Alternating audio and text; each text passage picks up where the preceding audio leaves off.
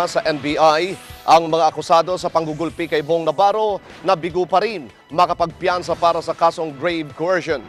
Tanging sina Denise Cornejo at Jed Fernandez ang nakapagpiyansa sa Taguig Court ng 12,000 piso.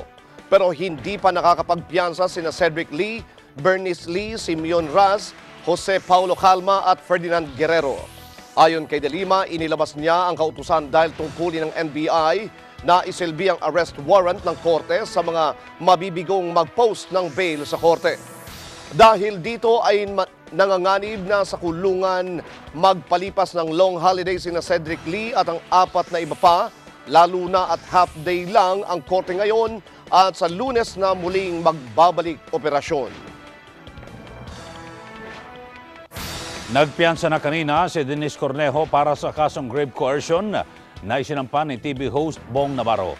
Nagtungo sa Taguig Metropolitan Trial Court Branch 74 si Cornejo kasama ang kanyang abogado upang maglagak ng piyansang 12,000 pesos. Nagugat ang kaso dahil sa pambubugbog kay Navarro ng mga kaibigan ni Cornejo kasama si Cedric Lee noong Enero 22. Una na nakapagpiyansa ang isa sa mga akusadong si Jed Fernandez kahapon. Ipinatawag naman ng Department of Justice ang kontrobersyal na negosyanteng si Cedric Lee para sa pagdinig ng kasong tax evasion laban sa kanya. Itinakda ni Assistant State Prosecutor Stuart Alan Mariano ang preliminary investigation sa kaso ni Lee sa Abril 28 sa ganap na alas 2 ng hapon. Noong Marso ay sinampahan si Lee ng BIR ng mahigit 194 million pesos sa tax evasion complaint at ang kumpanya nito na Izumo Contractors Incorporated. Bigong magbayad ng tamang buwis at hindi nagdedeklara ng tamang impormasyon sa income tax return mula 2006 hanggang 2009 si Lee at ang kumpanya nito. Samantala, pinadadalo rin ni Prosecutor Mariano si Philippine Medical Association President Dr. Leo Olarte sa hearing ng kanyang tax evasion case sa April 28 ng alas 10 ng umaga.